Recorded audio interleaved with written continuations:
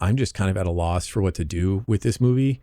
That was not what I expected at all. I know. Well, whatever. This is part of the experience, though, is that sometimes the last one that Jeb and I talked about was the same thing, where it's like, this was more of a movie, but like, you're not always getting a movie. Like, you're getting 83 minutes or something, but not guaranteed in any way beyond that. This one is my fault because I specifically asked for a movie with a talking animal. Well, and you got this is the closest we could get. I was like, "Is this animal talking?" Jeff was like, "Kinda." Yeah, I'm glad that he does not visually talk. No, that's what I wanted. Yeah, I understand.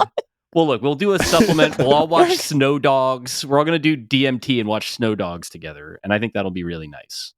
Wait, have you guys seen Togo? No, what's Togo? This whole movie about how... What is the movie about the rescue, about like the famous rescue sled dog, like Baltar? Balto. I know what you're talking about. Or something. Okay, anyway, the second movie they made is a movie about how like Balto is completely full of shit. But it's a kid's movie. Are they, so they're like in conversation? It's like a diss thing? Yes, it's a movie about how like, well, like Balto got all the glory, but this is the real hero dog. Balto! You are hiding a child. Mm-hmm. No, extreme. Hang on, let me see. It's like the only Disney movie that has a colon in it followed by correct the record. It's Willem Dafoe. This is from 2019, and it's basically like a 2-hour. Can I drop? Yeah, put in the links chat. In here. I was looking for the chat. It's basically like a 90-minute diss track about how Balto sucks. Fucking A. What a world. Like, was literally a glory hound, if you will. This rocks. Yeah. Great cast too. Jeez. Right? I would watch a movie with these people in it. Also, to be clear, I can say this is a diss track without any doubt because I have not seen the movie about the allegedly famous dog. I have only seen this one. This is good. Well, I mean, that's true in the sense that like I don't think I listened to like whatever Drake's responses to Kendrick were. Like, you don't need to know. You picked a side and you can sort of just go ahead. Man. I can hear the lads. The lads are in the building. Oh, God. Yeah, God. This is just... I'm surrounded. I'm outnumbered and surrounded. Jeb, you got to leave those dog sounds in the final cut there. People need to know. Oh, no, wait. They're not even home. They're just barking at nothing. I just look. You know what time of year it is? It's Christmas time. I gotta tell you something real about Christmas. Fuck you if you don't like Christmas. Fuck you if you don't like Christmas. Yeah, that's right. It's not even about Jesus. It's about the holiday. You gotta respect the holiday. Broadcasting from the beautiful Uncanny Valley, it's Christmas Town with Dave and Jeb and friends, your source for highlights and analysis of the films of the Hallmark Network, movies made for the gentlest of people. I am Jeb Lund, someone who has been hysterically blind without getting a laugh, and with me as ever is someone who will do anything for a Lay's potato chip, David Roth. Merry Christmas, Dave. Merry Christmas to you, Jeb. And joining us is someone who's already found her forever home. She's the co-host of the Shutdown Fullcast and co-founder of Channel 6. Please welcome Holly Anderson. Hi, gentlemen. Merry Christmas. Hey, Merry Christmas to you. Don't describe someone's podcast as their forever home. That's rude. No, that's very... Listen, if there's nothing else we gain in terms of benefit for having done that show for like 13 years, so let it be this. Yep. And that's a lot longer in dog years, if you think about it. Right? Yeah. This movie's got dogs in it. I'm just doing a little bit of energy, a little frisson. I could tell it's not working though. All people names for the dogs in this show. Did you notice? Yeah. I don't mind that in general. Like if I'm walking by a dog run and someone's like, Kevin, get over here. And then like a dog runs over to them. I always think that's great. I did have a moment of confusion at the top where I was like, the dog's name is Mark. Oh, the human's name is Mark. Okay. Oh, the dog's name is Garth? Yeah. Okay. Like that doesn't help at all. That doesn't clarify a single thing. No. It was Mark, Drew, and Garth, and they all just like congealed instantly, and I kind of kept having to go back to my table of contents. There's too many men in this movie. Sorry. Yeah. But it's Hallmark, and it was not what I was expecting. Yeah. No one expects there to be too many. Can we talk about the expectations here? Because this is... Yes, because they're my fault.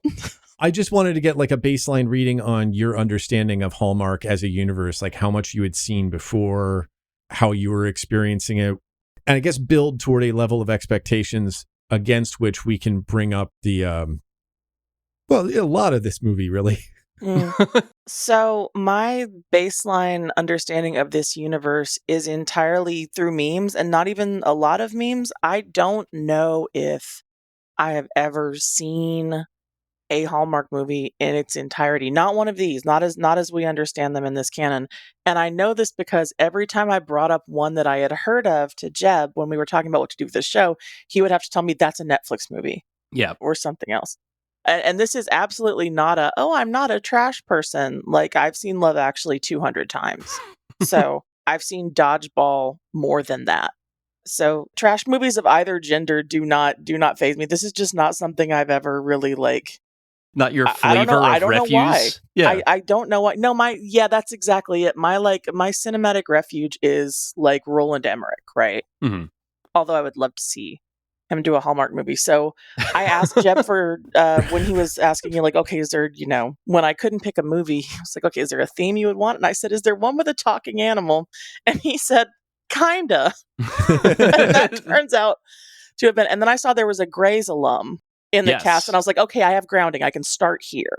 I want to just make sure that people understand that no sophistication was involved in establishing this. It was, no, hang on. And I opened another tab and went Hallmark movie talking dog. And what's uncanny is it doesn't matter what I put in there. There's a result. Yeah. Mm-hmm. Actually, I thought the name of the movie, I think up until today when I went to check my notes, was A Dog for Emily. And that's actually just the title of what I have in my doc. Yeah. You're not the first person certainly not the first person to be like wrong-footed by like a Hallmark movie with dogs. How strange could it be? Mm-hmm. Like we sort of knew the answer and sort of didn't. Like, I feel like Jeb and I've got, a lot of stripes in this game at this point. I didn't expect the talking dog part, which maybe I should have. I certainly didn't expect all of the others, so which we can go over. I don't want to get too ahead of it, but like, I think I was expecting a movie about a girl learning to live with a guide dog, which I thought was interesting. It's not something I have a lot of familiarity with, and I do foster a lot of dogs, so I thought I'd have a connection there. A movie about a girl coming to grips with the fact that she needs a guide dog is so fucking millennial and such an attack on my strata of socioeconomic production personally. Like the emotional turning point of this movie is her coworkers coming to her house and going, "You could be productive again." Yeah. We bought you a standing desk. Does that make you feel better or worse? Yeah. That's another man. There's another stray man in this movie. Yep. Now, I just want to kind of get a baseline reading here on the expectation of how you thought the dog was going to talk. Like, and because that doesn't exist, right? That's not real in real life, right? It's what's the science is what I'm asking. You said kinda, and what I kind of thought was going to happen was that I thought that we were in for a situation where, I don't want to say there was some daredevil shit going on, but when she's sitting at the cafe early on and it's too loud, I was like, this is it. She's going to develop like a psychic language with this dog who we know from the opening shot talks at least to himself and has already been remarked upon to have, he seems like he really understands me. And so I kind of thought that they were going to develop a mind meld of sorts. I still think that might happen in the tail in the like the tail of things we don't see in the movie universe beyond this visible horizon that we're given. But no, instead we got eldest daughter syndrome for 90 minutes. And the B plot of this movie is a yellow lab learning to be a guide dog. Mm-hmm. And that this is happening because you see somebody training it, but then also you hear the guide dog speak in the voice of beloved TV actor Eric McCormack. But also not with enough narration to really do anything. He speaks in aphorisms. He speaks in like go get 'em tigerisms. Yep. Also, a lot of the voiceover stuff is like confirming things. And I should point out, by the way, that I liked this movie. But it is the voiceover is confirming shit that you could just look at a dog and know. Mm-hmm. Like, you don't need Eric McCormack to be like, peanut butter pretzels. Like, if you've been around a dog and you've had peanut butter pretzels on you, like, it's fine. And if you watch a dog eat them, I'm going to be the best dog ever, he says at one point. Which is like, you already know that yellow labs are thinking that. That's the whole appeal of yellow labs. Like, that's why they make them, but. And then by the end of the movie, you could argue she has 2 yellow labs. One of them is bipedal. Yes, that's true. One of them is he's more of an Italian colorway. I've already gotten ahead of something I wanted to ask you guys about. Can we talk about the braille in the title sequence? Yeah. Which seems which is one of 2 I thought were really outstanding cruelties in a movie that seems to go out of its way to display best practices around people who aren't able to see.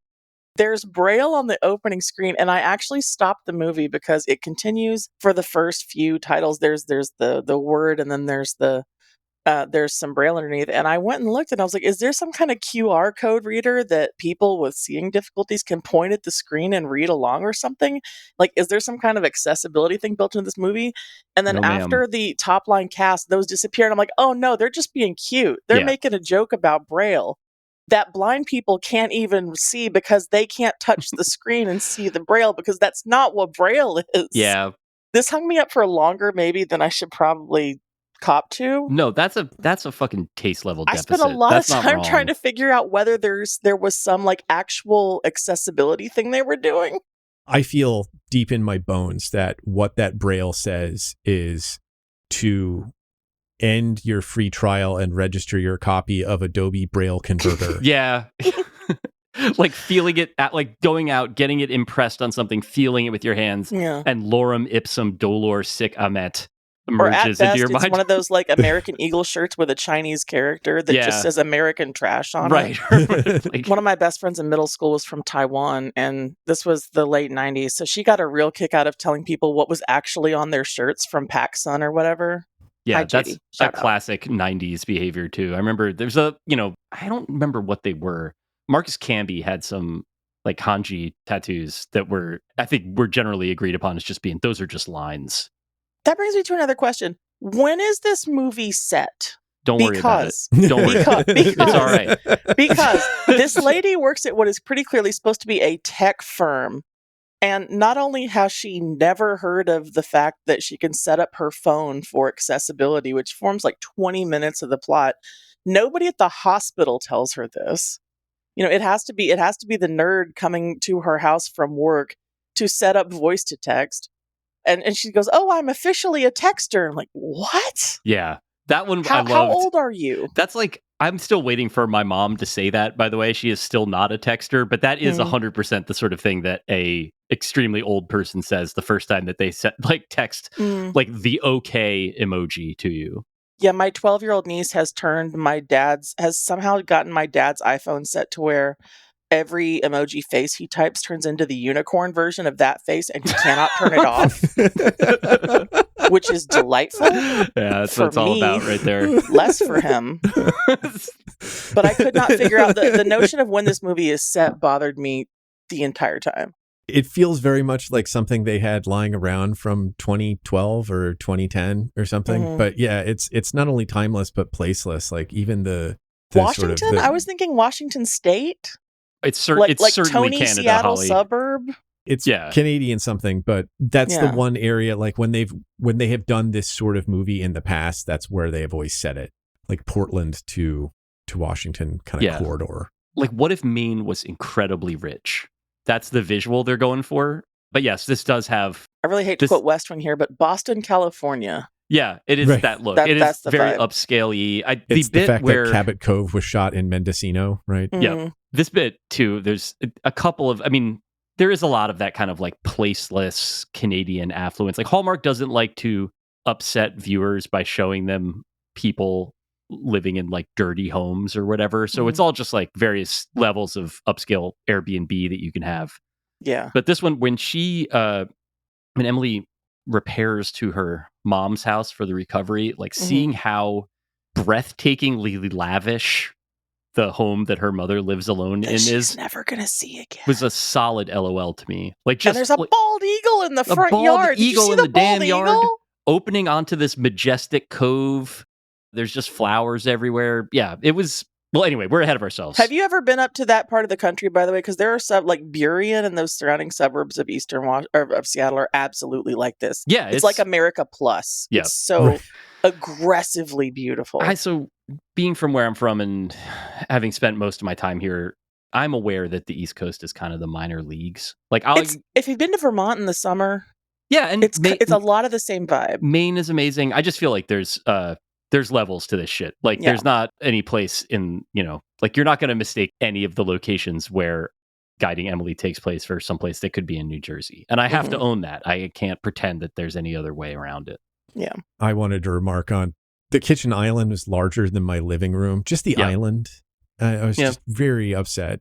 It's like, why do you lose your way from the kitchen to the chair? Oh, because you have room to take steps there. I was going to say, like, one way that you could solve that is live where I live, and everything. You just be touching all of the furniture in your living room at the same time if you're standing up. You can do it like the wall is lava. All right. Let's get fucking We serious. should probably mention what the movie was. No. It's not named A Dog for Emily, despite my own best efforts.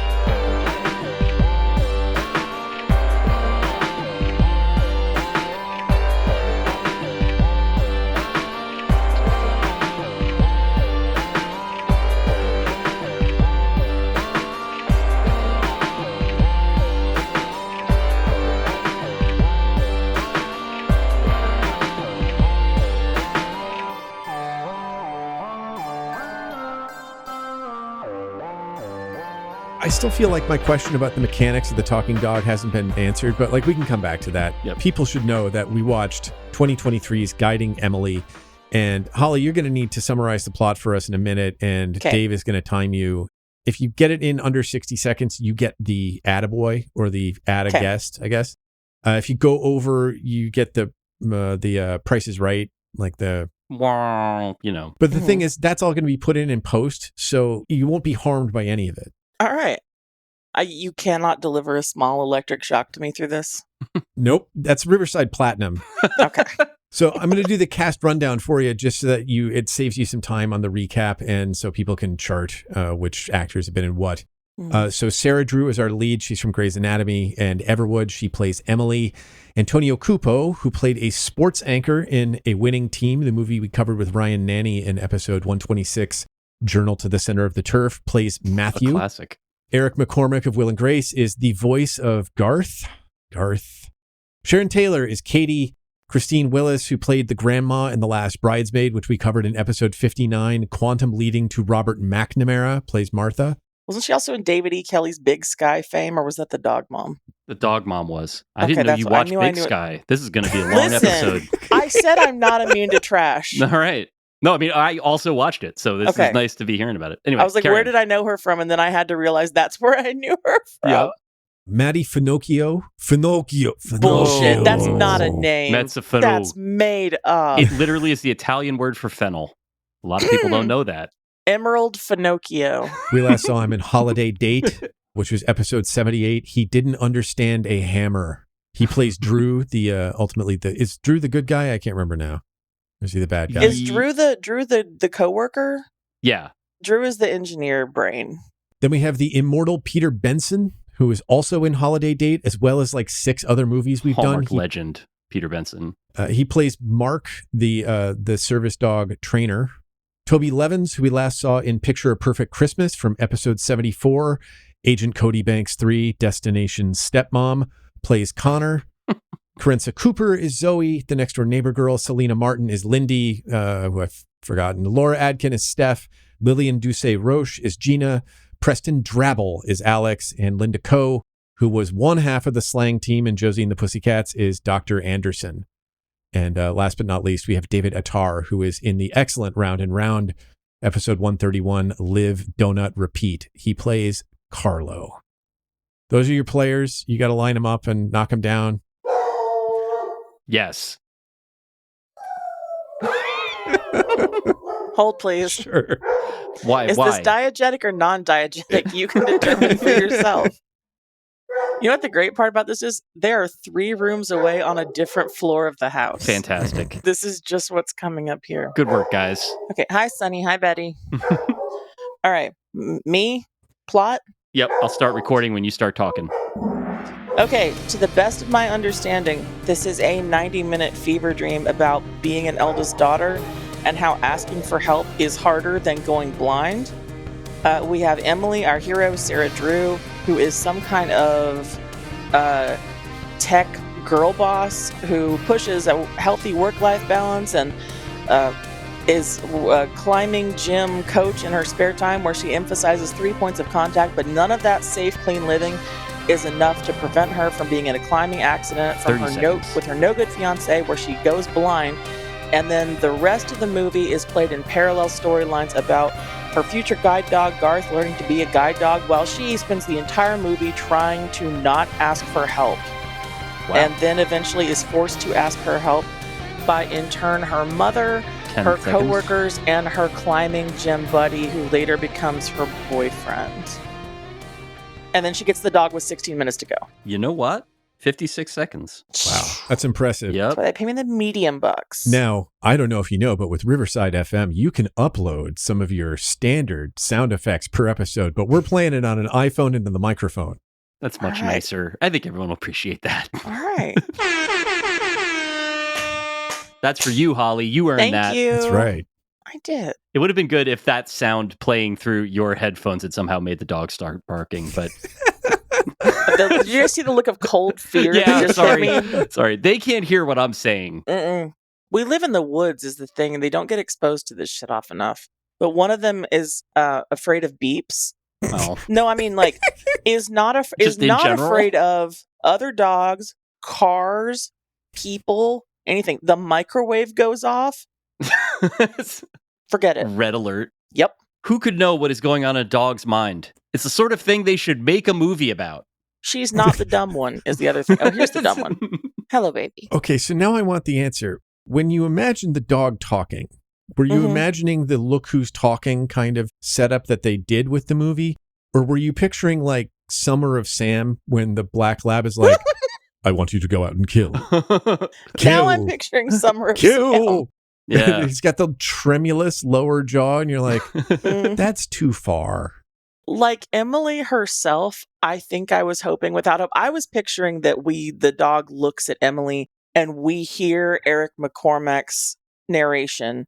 And she, I don't think, in my head, where I thought this was heading was not that she would hear Eric McCormack's voice in her head, but that the dog would be saying Eric McCormack words to her, without moving its mouth, being a dog, because we're not going to pay for that kind of animation Mhm. here. And that she would know, right? Which I think if the movie had gone on a little longer is what we might So have gotten. You wanted it to be more like Dune. Yes!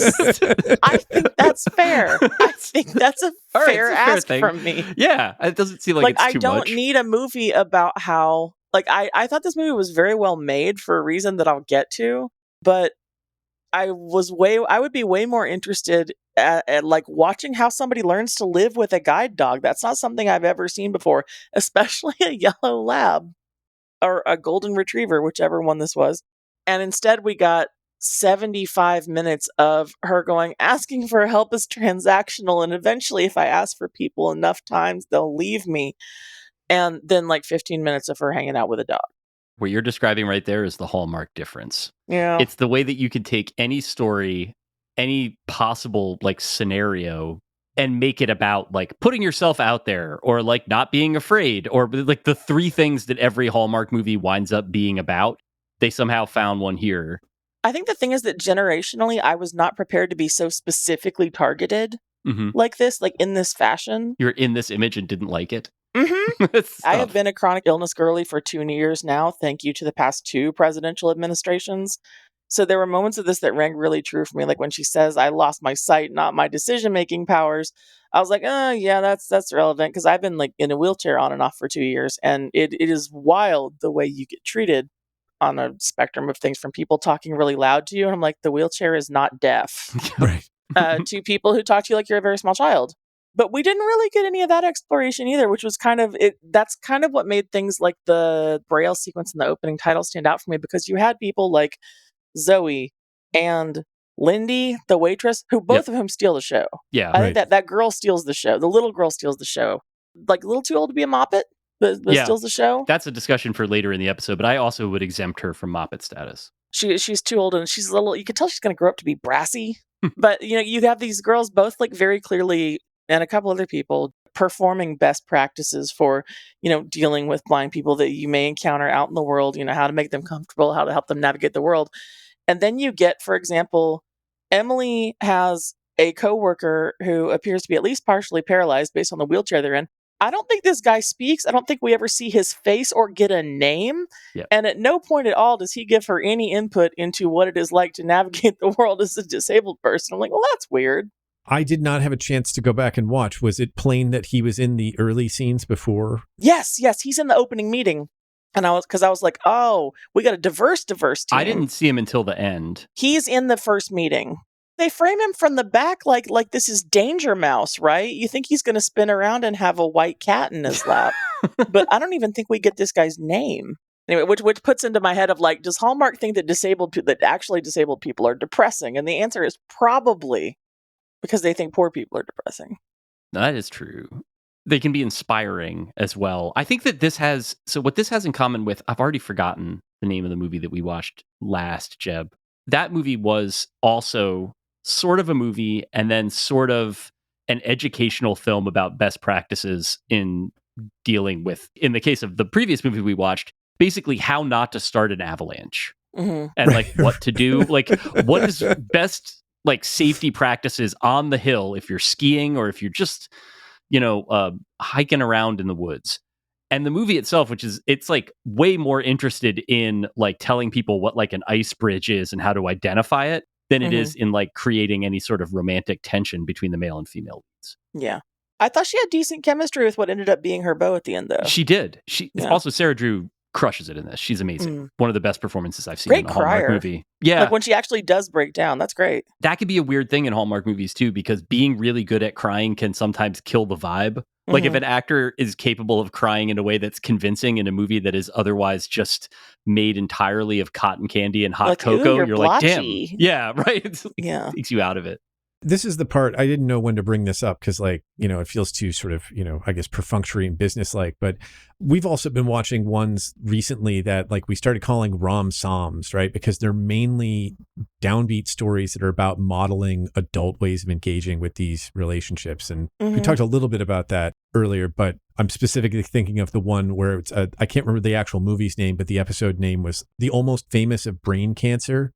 Yeah. Because a woman is like, she needs to have the next anchor for her home shopping network because she's the titan who put it together or whatever, or next news director or something, and like makes these two candidates fall in love and compete over it on a bus interminably. But like the real message of the movie is treat people with cancer like people, make them feel at home, do valuable things with your time with them.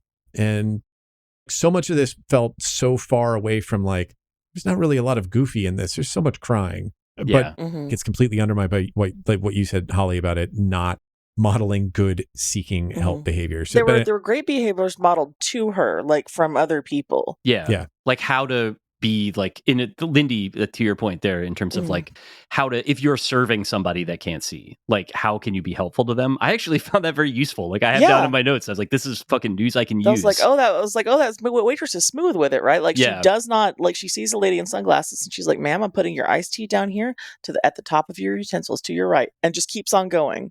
No baby talking, nothing. Yeah. And that honestly is something I hadn't seen in a movie before. Although again, it's because like I haven't seen many movies about this because people don't make many movies about it. And if they did, it would be like fucking Daredevil. And they'd be like trying to have something more interesting happen. Like a lot of this movie is basically like a demo. What is it like for people who can't see?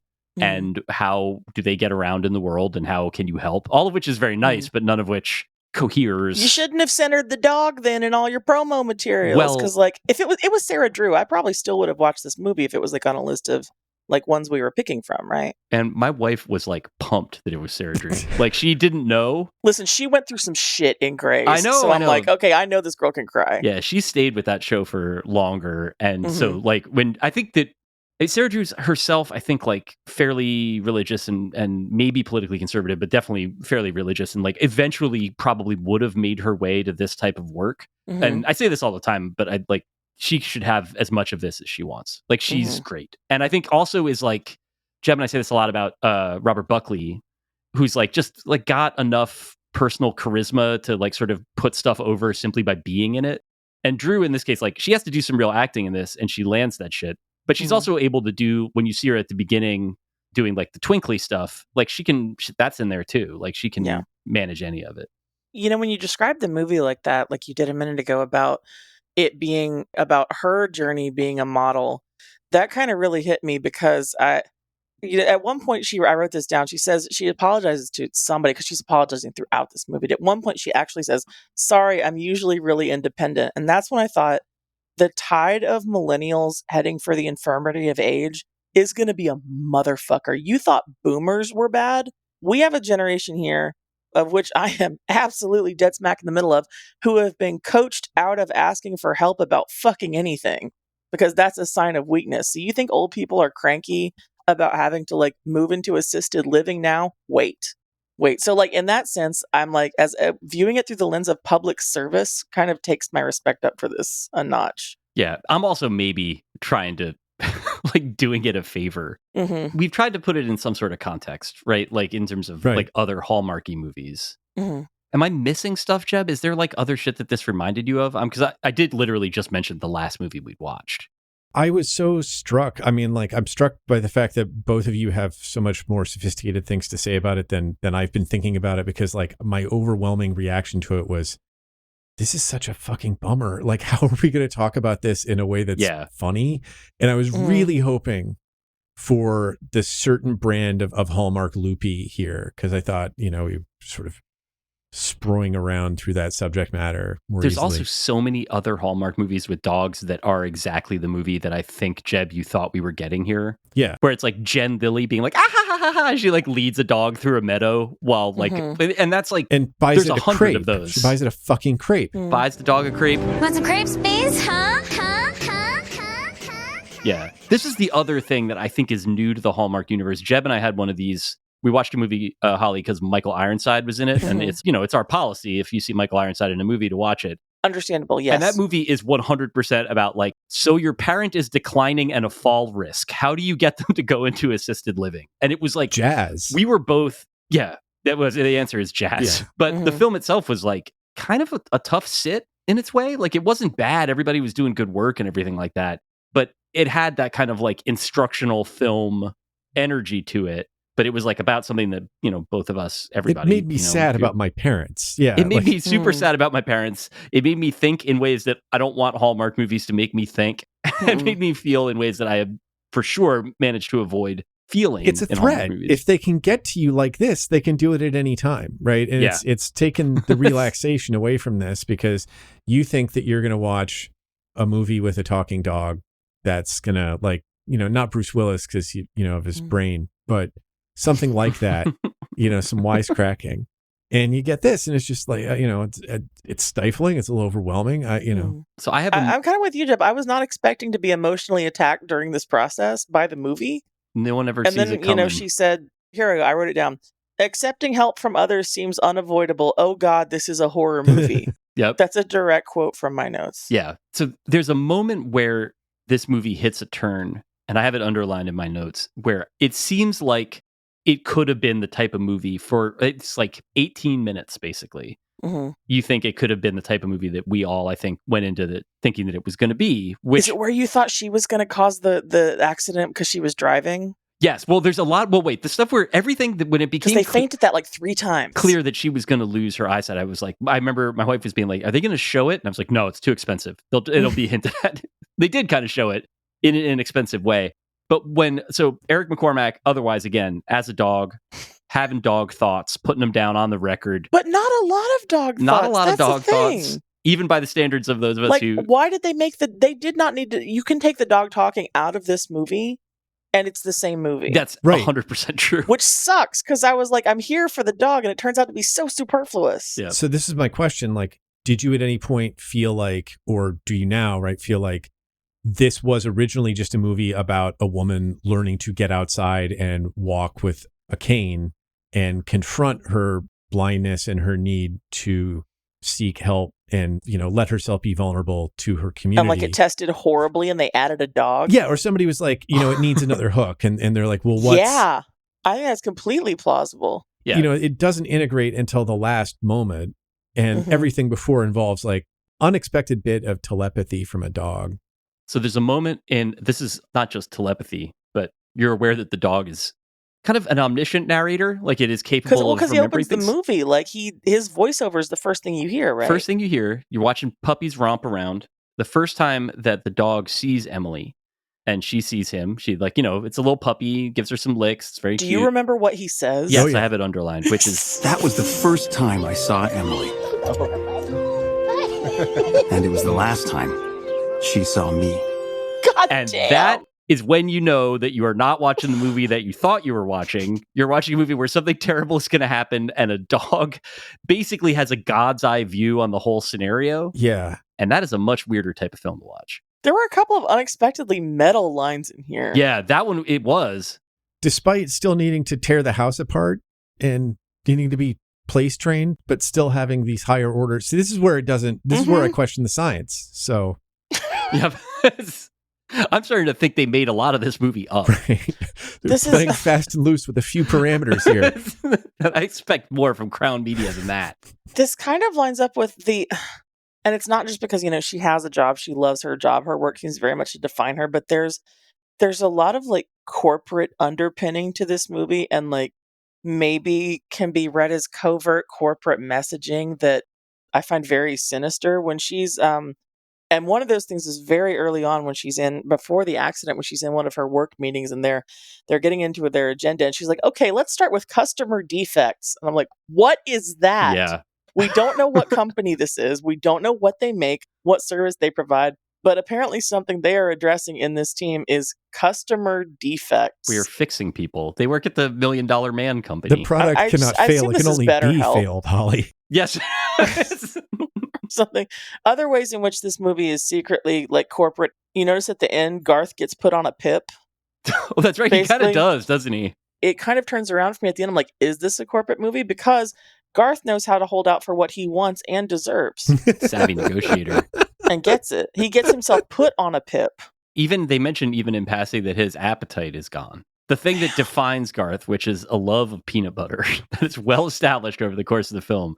When it's like time to cut a deal and finish the job, he's like, you know what? I actually would rather be with the person that I am able to read the thoughts of than I would like to eat this treat.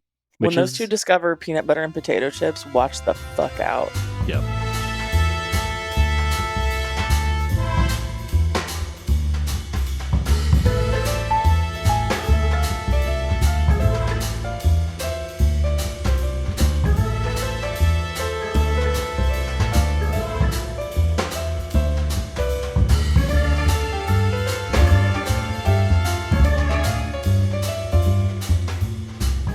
I would like to say something about the phrase chip and bean cafe. Yeah. What is that? I think it's a place where you get coffee and Lay's. Those are the only two things what that is are the eaten chip? This was in making me province. crazy the whole time. I was like, is this an internet cafe? Like, oh, are they supposed to be carob chips? Is it an NVIDIA chip?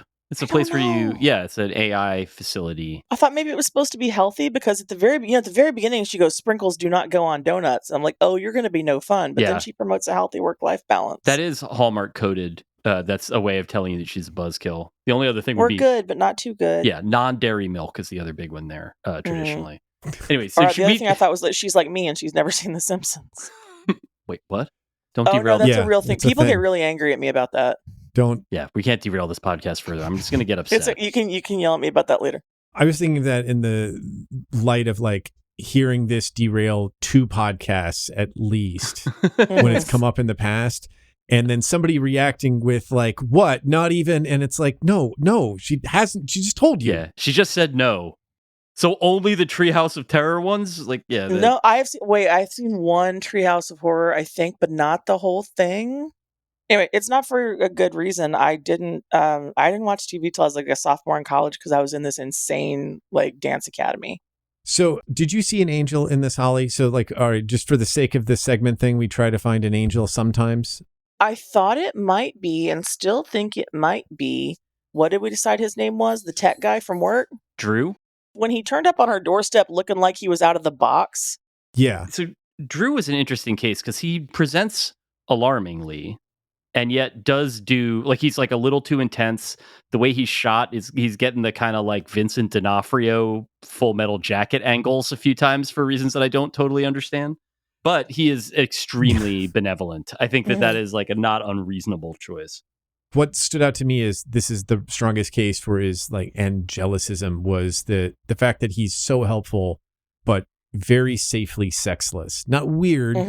He's not like Abed or like Mr. Data or something, but like that part is just off. Like that is just not a flavor of his interaction. Mm-hmm. Meanwhile, it's like, I've made you a standing desk or like this tactile desk. I don't want it, but you will. Yeah, right. It's like, I'm here Yeah. for your destiny. Who was the angel in Touched by an Angel? He kind of had her energy. Roma Downey. Yeah. We loved Roma Downey's work.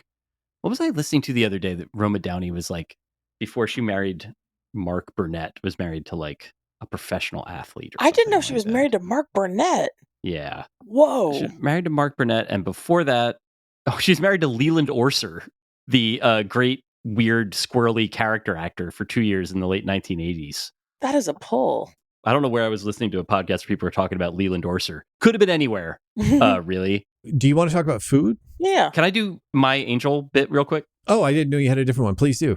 I do. I think that while Drew is a good pick in the sense that he exists only to facilitate good things happening to our main character, which is our prime angel thing, I think that if you want to level up, if you want this to be a bunch of different angels, that Peter Benson's Mark, the dog trainer, is sort of the... Okay. In the way that that movie, The Christmas Train, where Danny Glover is revealed to be God at the very end of it, Jeb, if you remember that. Like in this case, like Mark is the facilitator of all things. Everything that happens through him. Well, yeah, because he's serving the dog mom too. I didn't think about that. Yep. Mm-hmm. None of this happens if Mark is not such a benign, and again, also like classically sexless, like just powering down like C-3PO whenever he's off screen type, like not a real guy. He just shows up in the dog mom's backyard, by the way, and you get the sense that he has come through the house.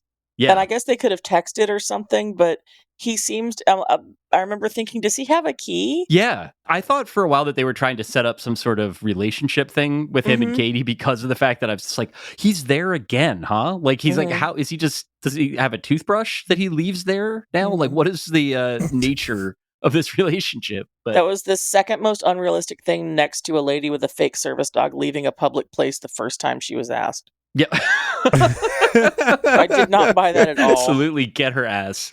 It's true. It's in there. Did not buy that for a second. Another bit that was maybe too real to enjoy. It's a movie thing. My actual favorite part was she gets very close to saying "so close that is a shape" at one point, which is my all-time favorite meme. Wait, what is it? When she talks about how sometimes she sees dark and sometimes she sees less dark. She says, and sometimes I think I see a shape. And I was like, so you're saying so close that is a shape? Yep, like a butterfly is preparing to land on her hand is what you're suggesting there. Between that and her, oh God, what's his name? Matthew going, oh, that's a wood thrush, like he's on that bird app. Yep. And skunks are friend shaped. There's like this tiny frisson of, I said frisson again, callback. Nice. We're doing like online running through this there movie. is like a faint pulse of thin online meme awareness in here. Yeah.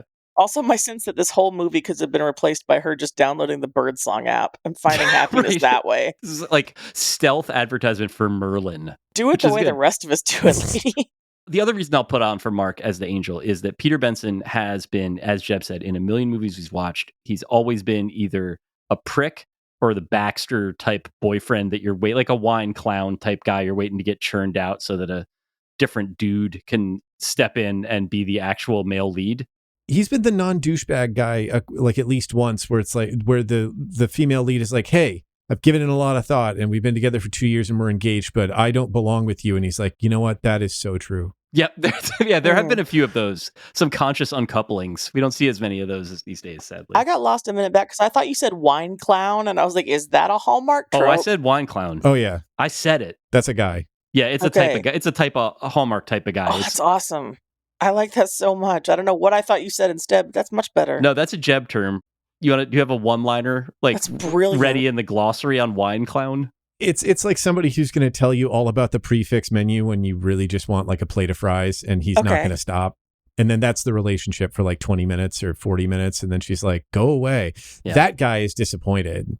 But like the guy that the Peter Benson played, where it's like he's such innately doormatty that he can't help but agree that like, honestly, I respect you so much as a person that I need to help you go. Yeah. Because that's just so right on. And you're like, thanks, worm. Yeah. Hallmark replicant behaviors being like, right you are. Is it a credit to this movie's construction that he's in there for half the movie? And I don't think we have talked about her actual boyfriend one time as a character. Oh, Matthew, Connor. Connor. Yes, Connor. Yeah, he's definitely in there. He is so easily dispatched. This is why I say this movie is well made, because every time this happened, like 5 times, every time I said, wait, why hasn't this happened yet in this movie? It happened immediately. Yep. And I was just like, oh, like, I was like, Emily, you should bug this guy for a lot of other shit. And like, oh, there he is fucking up big time. Yeah, I wasn't sure initially if Connor was going to get kicked to the curb or not, but then they did kind of stack the deck against him. Mm-hmm. He abandons his post. He does like one of the things you can't do as a boyfriend in a Hallmark movie, which is take a work call. Which he said this was an egregious one, because they're kind of in a back hallway by the restroom, which you'd think would be a place to take the call. And he leaves and he was like, babe, it was so loud. I'm like, you were out of the restaurant proper. I had to walk over to the bar to take this call. Anyway, it turns out I'm being promoted and we should break up. Did you think she was going to fall down those little stairs and get re-injured and have her sight back? Because I entertained that for a second. It did not even occur to me that she would get her retinas reattached due to trauma, but... Or get in the third act at the very end, get them knocked back into alignment by a 3-step fall at the Marina Diner. Or by Gus. Like, Gus trips her. Or no, Garth. Sorry. It's like the news agent from Johnny Dangerously. I can hear again and I can see. Those scenes in the restaurant are like, they're kind of carefully done, but they're harrowing again. This is the other thing. A movie can be well made and still be incoherent, and this is both of those things. Like, shot to shot, and even in those moments, like, they do take care to make it disorienting for you as a viewer. It's just also like, who's watching a Hallmark movie to get disoriented in that way? It does set her up to say, we're going to the marina. I have some unfinished business, which is metal as hell. Yep. I was like, is she going to kill somebody that I forgot about? She is about to burn a sailboat down to the water line. Send a fucking message. You know, I meant to ask this earlier. I don't know where else I would do it. So while I think about it, I just want to ask here. Do you have HBO Max or just HBO? Whatever it is, yeah. So after we find out that when the dog's like, and that's the last time she would see me ever again. I've been watching a lot of Final Destination movies with my son. Oh, that's really sweet. I love that. Yeah. Yeah. I'm a big fan of the franchise. The first one. He loves safety and he loves infrastructure, you know? Mm-hmm. The next 10 minutes of this movie, we're just like, is this it? Like, you're waiting for the walnut to fall out of the cup and start the Rube Goldberg chain, and the actual blow or whatever it is, it can come from anywhere. So yeah, that was just in my head. They do kind of feint at that a couple times because they're going away on vacation, and I was like, is he going to brain her with a canoe paddle? And then they get out of the, because, we know the accident is happening, so I'm anticipating it, right? So they get out of the canoe, and then they're going up the mountain, and she's talking about driving, and I'm like, oh, a woman is driving a convertible, and that's why they get a head injury. And then the rock hits her, and I actually was surprised. Yeah, because they've been sort of teasing it for a long time. So I want to come back to the Final Destination thing, but we have to wait until the IMDb stuff in the leftovers, because I have a good one for you, Jeb, that I think you're going to really enjoy. Actually, Holly, just for the sake of Hallmark callback. I don't know if this was in Dave's head, but we had a movie. It was a Utah production company. It was set in Utah. It was starring Adrian Grenier, where his girlfriend gets... it's him, right? Or maybe... No, it's her. It's her. Yes. He's cucked by the male nurse. She falls in love with him. Amy Smart. So millennial while you were sleeping, sort of? Yeah, but Hallmark and also darker.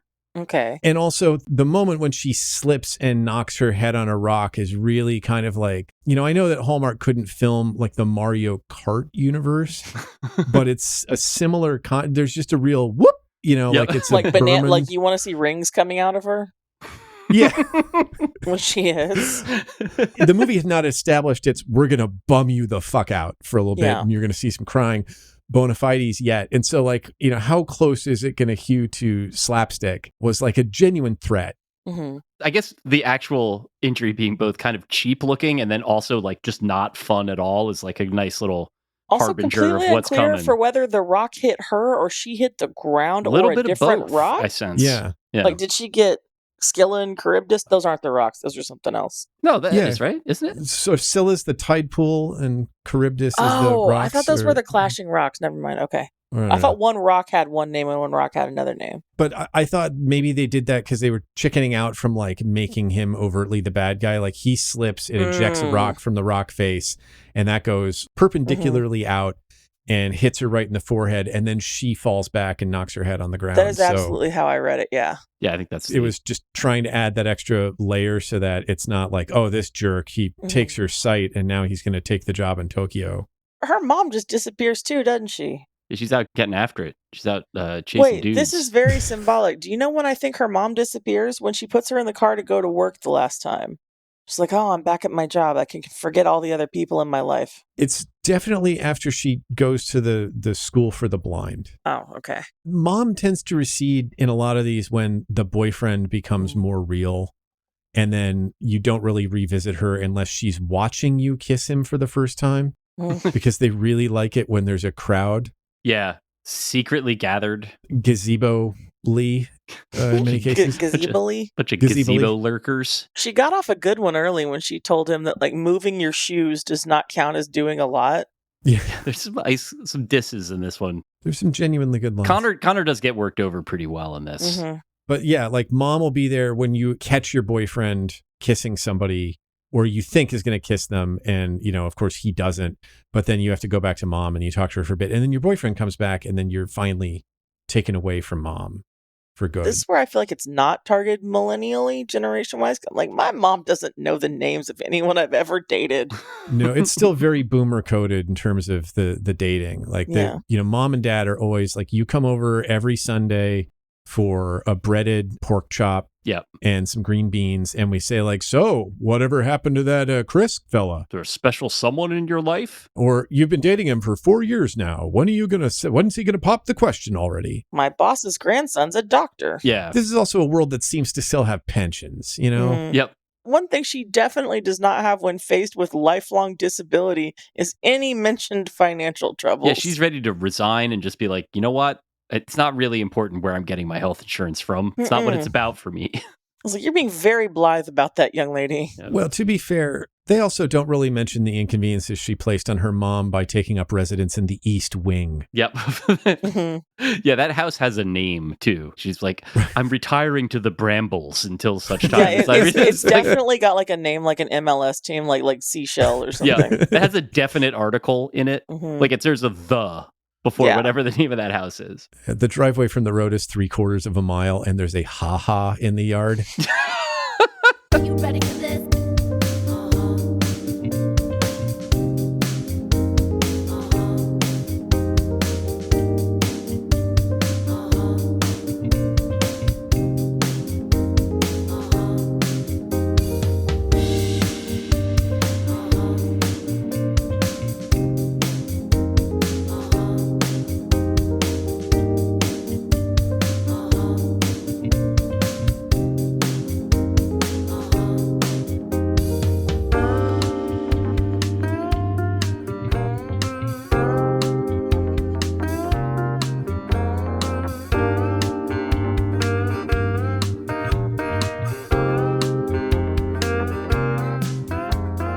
Are we still on food? We're still on Yeah, food. we didn't really yeah? do food. It was mostly reasonable. I mean, she gets coffee. They didn't do any weird coffee cups. She, has dumb opinions about donuts, but many of us do. Yeah. They really try hard to establish that she doesn't think sprinkles belong on donuts, but they work really hard to establish that her entire personality is potato chip based. Yeah, she's not, the sprinkles don't belong on donuts thing is, That bothered me. and I agree with you. Still there. But it's like that is an aesthetic judgment and not a political one. A lot of Mhm. times your questionable food decisions in Hallmark movies are like coded ways to show you the identity of the person. Like where they're like, do you have almond milk? And you're like, boo, get the fuck out of here. It's because this stuff's made in New York City is copyrighted, but Yes. it's But all that. Yep. It's in that universe. Like the Pace Picante definitely gets an executive producer credit on any movie where food is talked about. But in this case, yeah, like the food stuff is pretty normal. The Marina restaurant also has the look of an actual existing restaurant in a way yeah. that a lot of Hallmark Mhm. movies do not. That was somebody's dad's friend's marina restaurant. Yes. That's a place that promotes local catch and gets everything shipped from California. And the fish of the day has been grouper for 4 years. Yep. I'm not sure if I buy that they have a guacamole burger. Getting the guacamole burger at the Marina is, that was something that Connor says to her. And she's like, what? I'm freaking out right now. And he's like, guacamole burger with the avocados.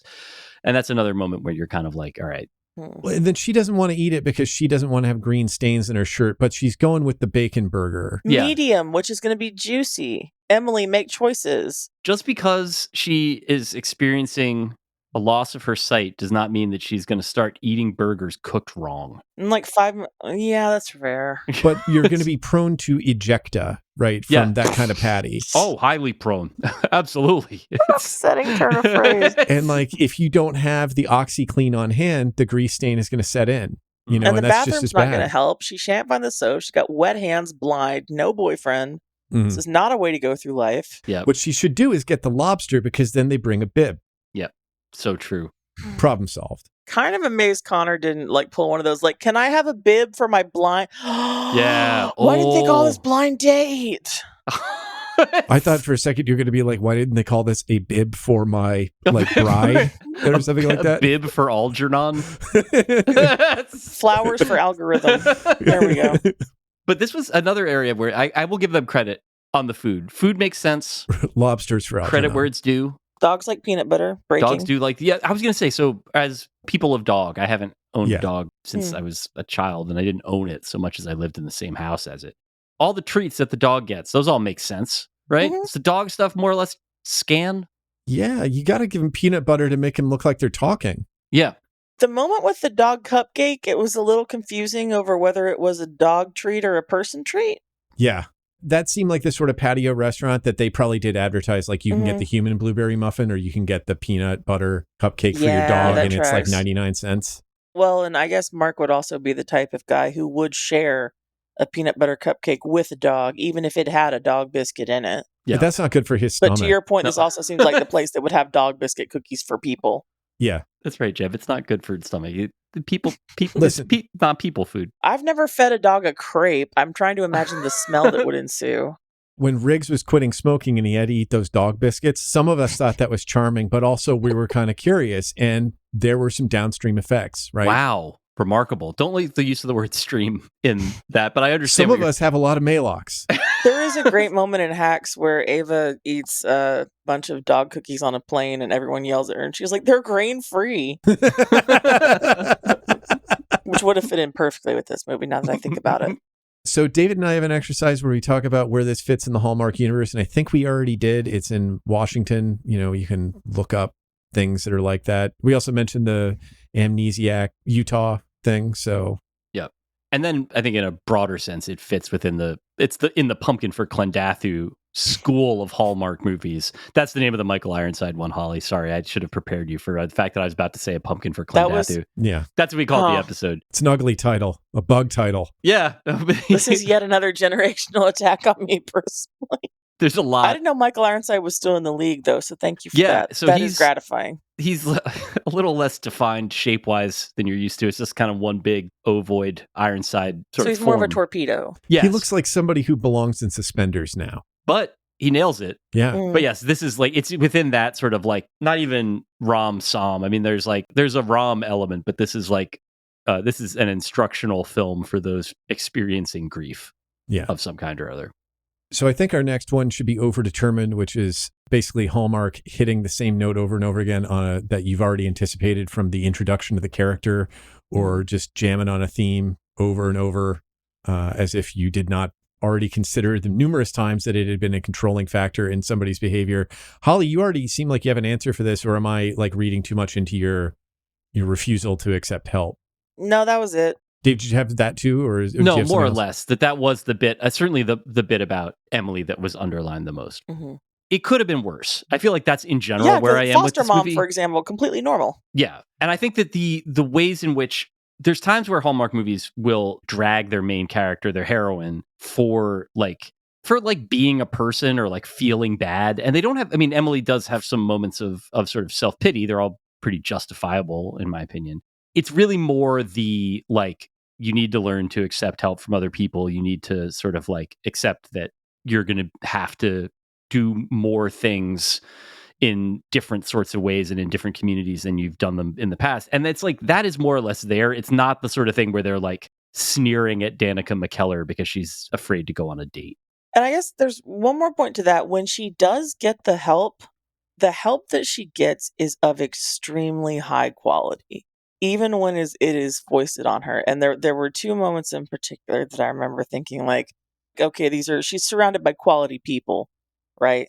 Like setting aside the nightmare of having your office show up at your doorstep when you do not wish to be perceived, which I'm pretty sure is a literal stress to my mind. Right. Yeah. Do not want. I can't remember his name for the life of me. What's that engineer dude's name? Drew. We've done this so many times.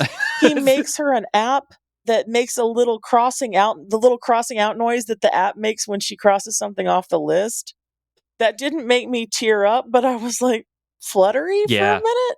My wife had a couple of moments like that watching this too. I mean, it was like some of it was that it was late, and she hadn't like slept well the night before or whatever, but she watched some of it. There were a few times where she was like, you have to just sort of front load it. Like she was vulnerable. You have to understand. That was like the first thing. The climbing wall braille thing at the end. Like, girl, he made you a craft. Yeah. So Jeb, that is like basically the first thing that she said to me today when we talked to each other. She was like, I said a lot of things last night that I don't mean. Like it was like I got teary about stuff that I personally didn't and would not get teary about.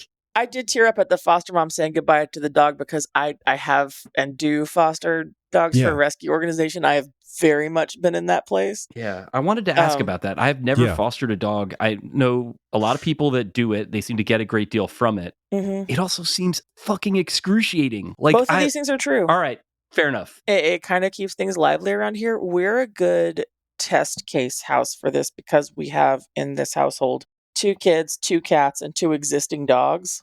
And so there's a lot of opportunity when you bring in a rescue dog to test them out so that when you are putting them up on the adoption website, you can say with certainty, this dog is good with cats. This dog would very much prefer to be an only dog. This dog needs to be around bigger children and will probably knock over smaller children. So we're kind of an ideal spot for it. So we get asked to do it a lot by the rescue org that I volunteer for, but also the aforementioned 2 kids, 2 cats, and 2 dogs is a great prophylactic against adopting anything else permanently. Yeah, right. There's no room at the inn. You are just full up. I've had dogs that I've kept for the last one we had got adopted so fast. He was here 8 days. And when he left, we were verklempt. You get attached to them all. You get used to it though, but the rescue org that I work with is huge and has been doing this for a very long time. And there's way more experienced fosters than me who are there to coach you up with things like, hey, you're sending this one off to a new home so you can go get the next one, which is a really sane making way of framing it in your head. I've always had dogs in the house growing up, and that thought has occurred a few times, but it just being my son and me, every time a dog is here for a bit and disappears, it is just such a chasm. And I think you guys don't seem to have any holes in your coverage. Well, second dog was a foster fail who was not even my foster. So it happened once. We did not intend to have a second dog, but she wasn't even my foster. She was with another volunteer. She was with another foster in town, and I met this dog and took her home. Oh. Wow. With, permission and everything. She is also the one who crashed the recording earlier, so, So you met. Yeah. I didn't get anything that I thought felt strongly for either the Voight-Kamp thing or villains. I'm not even sure Connor's a villain in this one. Yeah, and the structural forces thing is not... That's usually where we're the villain is capitalism, and everybody's impressed by how clever we are. But even capitalism is a non-factor in right, this, I was which is kind of crazy. There isn't any of that. This is very much, pinned to the experience that she has. And this the is, people that are around aggressively fine. Yep. Fine. I do not want to dip out without a nod to the line, you and your lists, Emily. They had a lot of ones that seemed like they would have been good in any rom-com. I think it was 40 seconds in or whatever when she and Connor are doing the rock climbing wall. All right, go. Coming down. So out of 0 to 10, just how impressed are you? 0's on the list? 0's on the list. There's a couple. There's Lindy has a good one, which she and Matthew, Hot Matthew from the climbing gym, show up at the marina. I just want to, in case there's another Matthew in the movie, this is the Hot Matthew that I'm talking about. That's the thing. Every dude in this movie could be named Matt, which I guess is true of every Hallmark movie. House of Matts. Yeah. So this Matthew, they go to the marina and Lindy is like, did you notice my new cane? I did. Em, over here. Matthew, so this is Lindy. Well, we go way back. Hi, nice to meet you. Nice to meet you also. So, I see the cane isn't the only improvement you've made. Again, that's the final burn on Connor. He's in Tokyo and he's somehow getting put through a table back at the marina in the Pacific Northwest. Yeah. But again, that's the writing is pretty good. I can talk a little bit about where the writing came from and all that other stuff after we read it, because there's a whole weird story to this. Okay. let's just go ahead and do the rating then. So if you've listened to us for a long time, we have a 5-star rating system. 5 stars is a family movie that could just be burned off in theaters in the dead of winter. 4 stars, the juiciest taco, so named after the best food in Vancouver's wettest park. 3 stars, there are some solids. 2 stars, very soft cheese. 1 star, sugary and extremely wet. Holly, you can rate with a 0.5 star rating, but where did you wind up on this? Gonna give this a 3, which is not necessarily a diss. Does that track? Yeah. Yeah. I'm going to probably be a little higher, but for the same reason, I think, as you. And I think a lot of that has to do with, again, my expectations going in and the fact that the talking dog was underutilized. So Decider, the website, sometimes reviews these, and their big takeaway was like, it needed more Garth. That was like the one review that an actual critic wrote of this, was that like, I would have liked more of a 50-50 split with the dog. I wound up at a 3.5 just because I thought that they risked some subject matter that they don't risk, and I always want to reward that. But then also, they more or less executed every weird thing really well. Like, I agree. The actual structure of this movie is a lot of the innate cliches that we deal with, or not really deal with, right? But we watch, right? We chose to do this shit. We're not wrestling with demons here, right? It's just fucking basic cable. But you ever seen a demon in one of these? No. Angels, but not like an actual devil. Not like the devil or one of his agents. The father of wine clowns. Yeah. I feel like there's an opportunity for like Shudder or somebody to step in and start offering holiday fare. Hallmark movie, basically everything's the same, but Pazuzu from The Exorcist figures in the proceedings. I don't see any reason you why see the not. vision. Yeah. Some nudity. So there is some nudity. Creature violence. I'll be honest with you. Cards on the table. Purely festive nudity. Purely festive. There's a scene, there's a maypole scene. Those traditionally involve a lot of people skipping around, nymphs, things of that nature. Oh, God! I'm also at a 3.5, Jeb, I think for more or less the same reason. So the thing that sold it for me, or at least as this explanation, right? Like that sold this sort of thinking about the movie, was when they went for the kiss fake out. And it was like, this is the one time it's organic. Yeah. It makes sense. He obviously wants to. She probably wants to, but like she's terrified because she can't see.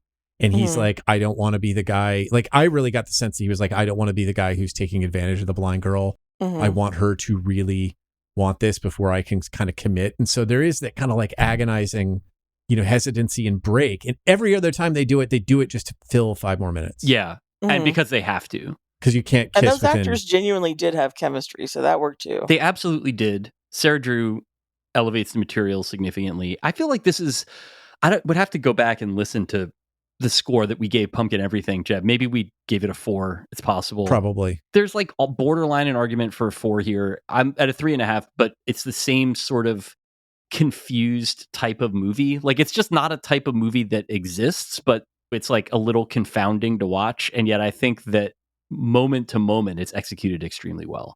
And I didn't mind watching it. Like, it actually went down pretty easy for a movie that is, as we've discussed, a bummer and weird in how it's executed. I think that it honestly worked pretty good for me. Yeah, it doesn't drag. Despite the her emotional journey is basically 2 steps long. Yes. Right? From I want to tunnel into myself to okay, I'm alive again. Yep. But despite those repeated emotional beats on her part, I don't feel like it dragged overall. Yeah, never anything less than telegraphed, and yet somehow I didn't mind it, which is a really weird sort of thing for a Hallmark movie to pull off.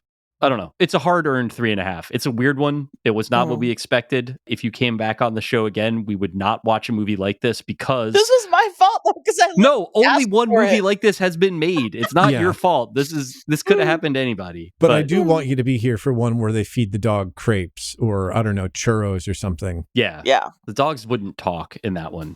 If they did, there's no way they'd be able to get McCormack. Are you serious? The nom would be implied. Yes.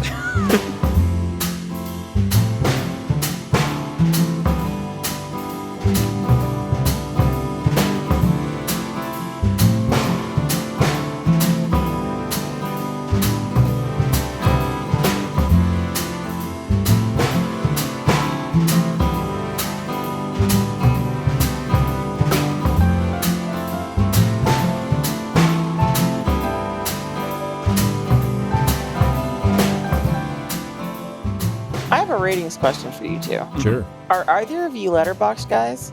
No. I read it when my friends... Okay. I'll do like 3 and then I'll never do it again, you know? I was just curious that if you were like, if you had some kind of ethos about if you were rating this outside of the universe of your show, would you rate it like how would you rate it differently, right? Yeah, that would be weird. Because if you're rating every movie on like 1 to 5 stars, what And I I would know give people like who don't. I know people who review every movie they see on Letterboxd and refuse to do the star thing. But like the reason I was asking about this is that like I just realized because I'm a Letterboxd person and I was like, well, I have to evaluate this outside the context of the Hallmark universe. And then I was like, wait, no, I don't. Because if you're doing the Ebert thing, right, Right. you're evaluating each movie by what it's trying to do.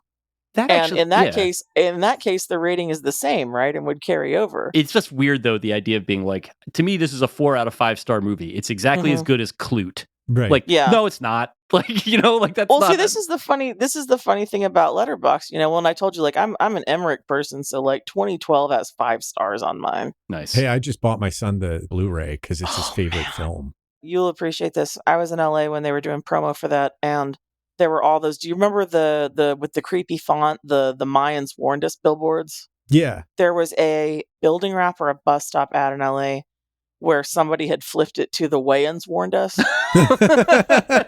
They tried to tell you about white chicks, but we didn't listen. And then the whole fucking planet cracked in half. My son and I watched that in the same week that we had to watch The Day After Tomorrow for the Quaid in Full podcast, and Dave came on for that. Dude, formative cinema for me. And I let him watch that, and he was like, "What are more like these?" Yep. And then it was like, listen, 2012, The Core, right? Send him to me. I will train him. We ran through everything. We, Airport 78, all the greats. Yeah. I'm looking at stuff that is rated 5 stars. See, I rated the Marvels 5 stars on Letterboxd because rating it 5, you can rate it. There's a star rating, and then you can just heart it for whether you liked it or not. And rating it 5 stars but leaving the heart off is the best way I could think of describing what the cat scene in Marvels did to me. I didn't see it. Okay, all right. I'm going to walk you through the exact one scene you need to watch, and that's all you need. That's all you need. Do you have Disney Plus? I will tell you the timestamp. We don't have to do this on the air. But I will tell you the timestamp to start. You have to watch the scene to the end, and that's all you need. And then you will understand. Worth 5 stars, but not it's a heart. It's not a good movie. No, I was getting that sense. Something happens in the middle of it. This is like people like watching Madam Web to hear Dakota Johnson be like, he was with my mother when she was researching spiders in the Amazon Yes, jungle. It is. Right. Yes, it is. Put a little too much verve on that. Anyway. Pacific Rim is a perfect film. I'll fight anybody. My son also loves MST3K, so I've seen Atlantic Rim more. We had that same problem in the house. We have my partner's youngest refused to watch Pacific Rim for the longest time because he saw Atlantic Rim first. Oh no. And so in his head, Pacific Rim is the ripoff. Oh no. Typical coastal elitism. I have to stand with him because I'm an Atlantic Coast guy, man. That's how it is. Listen. Dave, before we run out of time, you wanted to take us on an IMDb dive. Technically, I guess we are in the leftovers. We're in the stuff that didn't go anywhere else. Maybe it should have, maybe had no home. It's here. It's now. David. So a few things about this that were interesting to me. This, you might have noticed from the credits, is based on a book called Guiding Emily by Barbara Hinsky. Okay. That is the first of 6 books in the series. Wow. Whoa. Some of which involve like corporate intrigue. One involves a cyber attack that Emily is dispatched to Denver to solve. With the dog? With the dog. Also, Drew, it seems like in those books is named Dhruv, like the Indian name. And he figures he is like a hero that runs through all of them. Okay. Connor comes back and they try to make it work. As far as I could tell, there's no Matthew. Just based on the descriptions on Barbara Hinsky's website, which I think is barbarahinsky.com. There's a whole other bit. Like Connor comes back, they try to make it work. It doesn't seem like it works. There's another guy named Grant. So there's a chance that this is the beginning of a cinematic universe. Although generally when Hallmark has adapted books like this in the past, they have been very rude about it. And they're just kind of like, all right, like, it's cool that you wrote a book that sold and made like the USA Today bestseller list, which this book did. They're also like, we don't really care about what's in the book. We're not going to let the Guiding Emily universe happen.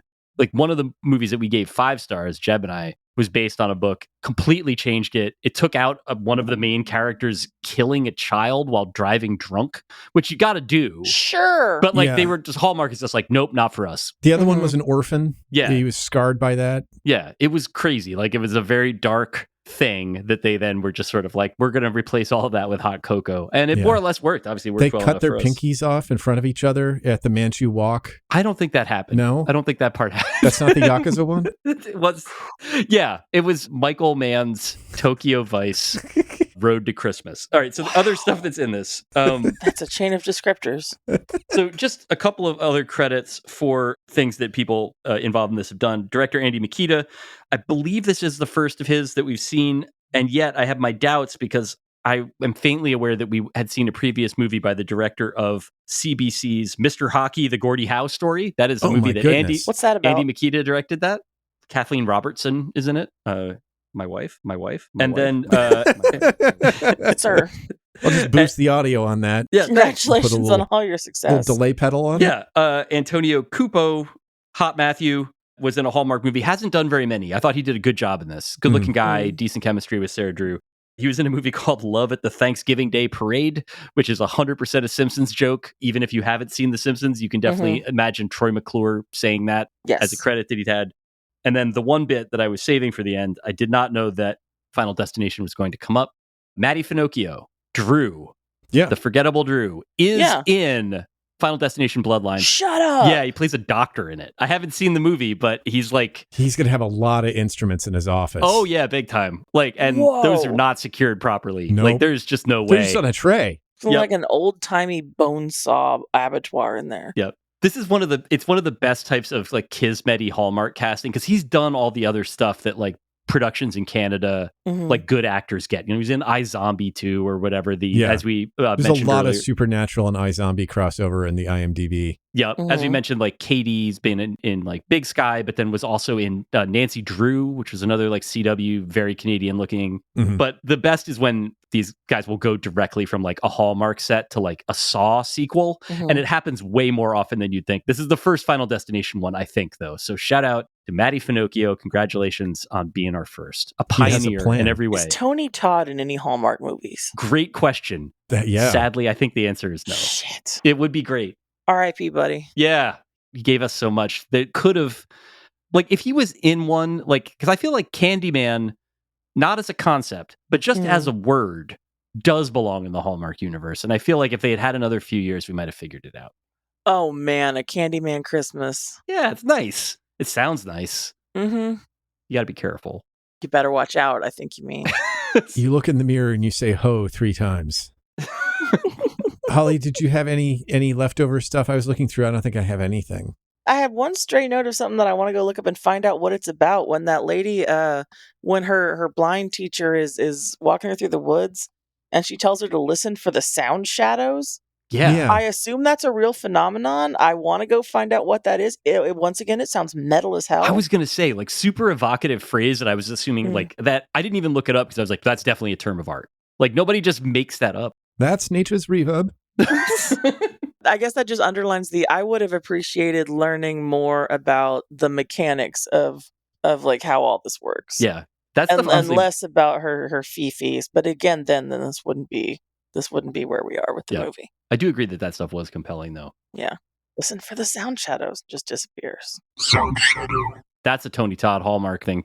The franchise never would have tanked if they hadn't left him out of that last one. I forgot to add one food note, which is just that the next door neighbor Zoe, the next door neighbor girl, is like really excited. Yeah, she brings soup and she sets it down. She's like, I'm just going to put it down here against the door, directly underneath the knob, which is like really helpful, modeling good behavior. I think that's the first one of those we see after she comes home.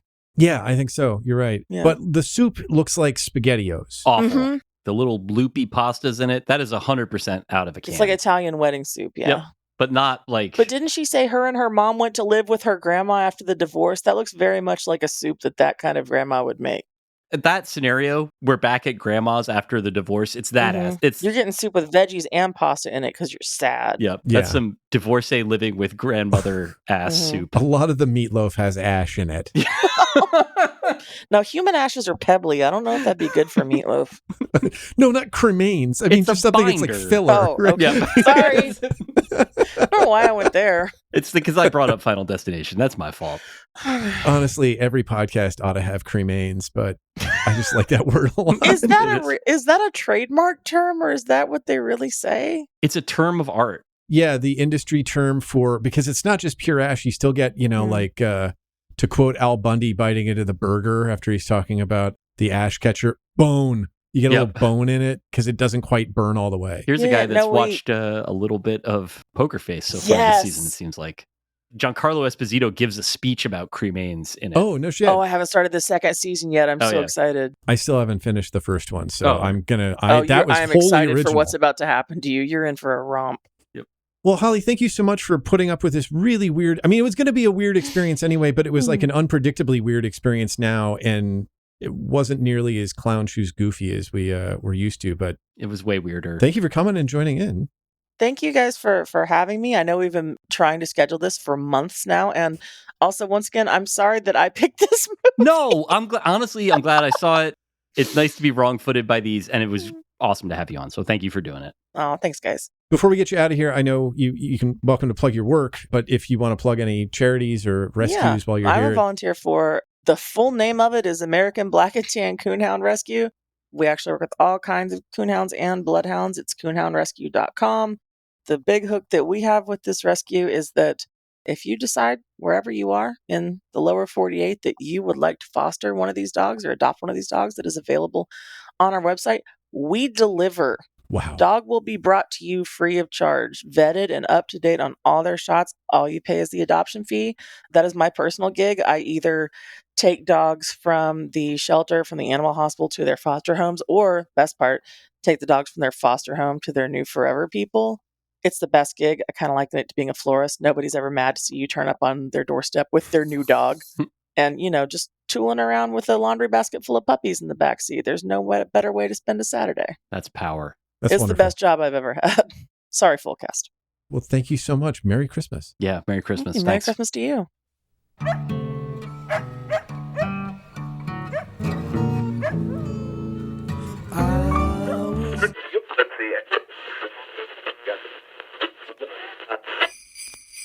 This episode of Digestively Downstream with Dog E and the Biscuits was executive produced by Mac Mashburn, Big Joe D, and all our friends down at the Jasper Group LLC, and by you, the Patreon donor, in conjunction with Vigorous Marvin. Vigorous Marvin, the solution for burger ejecta. Special thanks today to Drew Fairweather, a.k.a. Crudbump, for our theme music, and to Chris Collingwood of Look Park and Fountains of Wayne for all the rest, except where specified in the show notes. Like, subscribe, rate, and review us. It helps people find the show, and follow us on Blue Sky at itschristmastown.bsky.social. For over 80 hours of bonus material, including Fever Dream, our public health breakdown, and a day's worth of Hallmark podcasts, plunk down 10 cents per day at patreon.com/This Week in Atrocity. And last but not least, as I'm sure you've heard from other podcasts, word of mouth is still the best way to get people to listen to stuff, so bug somebody you care about to listen to this stuff. Lie if you have to, it's fine. Thanks for listening. Merry Christmas, and talk to you soon. It's not Spencer Hallmark Hall of Fame. It's not Spencer Hall of Fame. It's not that high quality. There's a Spencer Hall of Very Good. If there's a Hallmark Spencer Hall of Very Good, sure. Fucking thing sucks!